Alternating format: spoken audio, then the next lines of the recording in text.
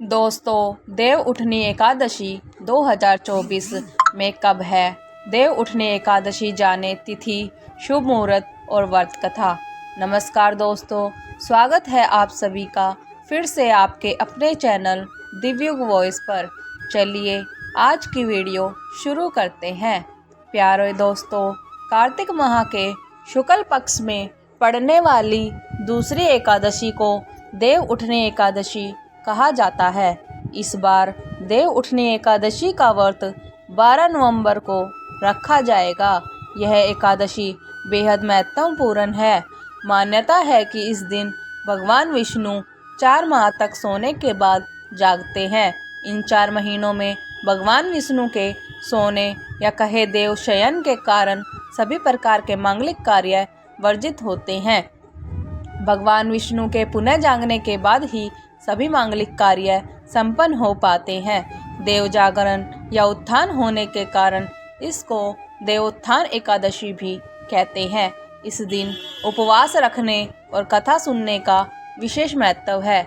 देव उठनी एकादशी की तिथि और मुहूर्त। इस बार कार्तिक माह की एकादशी 11 नवंबर को शाम के 6:46 से लेकर 12 नवंबर को शाम 4:04 तक रहेगी। ऐसे में 12 नवंबर को उदय तिथि में होने के कारण देव उठनी एकादशी का व्रत इसी दिन रखा जाएगा। वहीं इसका पारण 13 नवंबर को सुबह 6:42 से 8:51 के बीच किया जाएगा। देव उठनी एकादशी की पूजन विधि। देवोत्थान एकादशी के दिन सुबह सुबह सूर्योदय से पहले उठकर स्नान आदि कर लेना चाहिए। इसके बाद गन्ने का मंडप बनाए और बीच में चौक बनाए। चौक के मध्य में भगवान विष्णु का चित्र या मूर्ति रखे। इसके साथ ही चौक से भगवान के चरण चिन्ह बनाए जाते हैं जो ढक कर रखने चाहिए।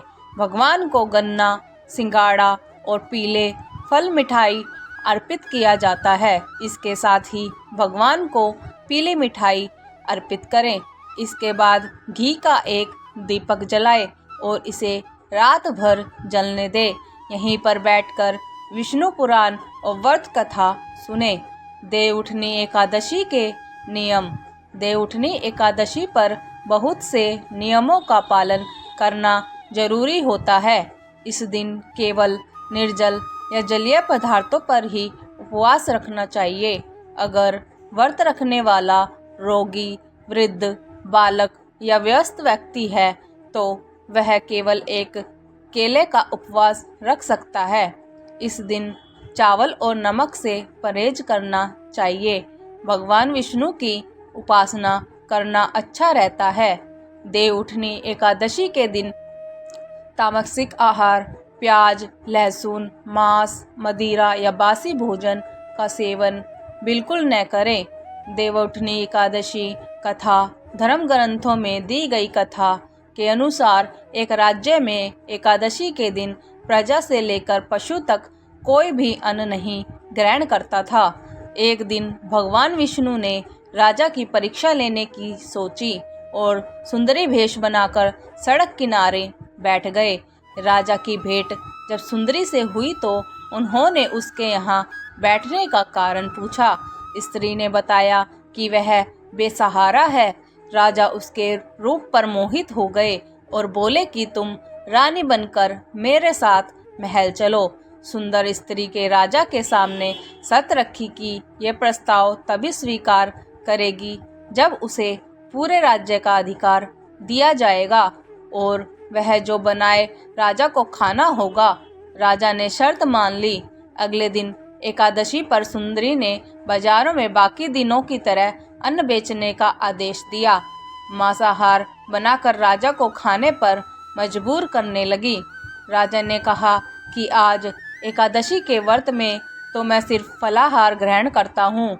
रानी ने शर्त याद दिलाते हुए राजा को कहा कि अगर यह तामसिक भोजन नहीं खाया तो मैं बड़े राजकुमार का सिर धड़ से अलग करा दूंगी। राजा ने अपनी स्थिति बड़ी रानी को बताई। बड़ी महारानी ने राजा से धर्म का पालन करने की बात कही और अपने बेटे का सिर काट देने को मंजूर हो गई। राजा हताश थे और सुंदरी की बात न मानने पर राजकुमार का सिर देने को तैयार हो गए। सुंदरी के रूप में श्री हरि राजा के धर्म के प्रति समर्पण को देखकर अति प्रसन्न हुए और उन्होंने अपने असली रूप में आकर राजा को दर्शन दिए। विष्णु जी ने राजा को बताया कि तुम मेरी परीक्षा में सफल हुए, कहो क्या वरदान चाहिए। राजा ने इस जीवन के लिए प्रभु का धन्यवाद किया, कहा कि अब मेरा उद्धार कीजिए। राजा की प्रार्थना श्री हरि ने स्वीकार की और वह मृत्यु के बाद वैकुंठ लोक को चला गया। आपको यह स्टोरी कैसी लगी कमेंट करके ज़रूर बताएं। दोस्तों, अगर आज की यह जानकारी आपको पसंद आई हो तो इस वीडियो को एक लाइक करके आपके अपने चैनल दिव्युग वॉइस को सब्सक्राइब कर लें। धन्यवाद।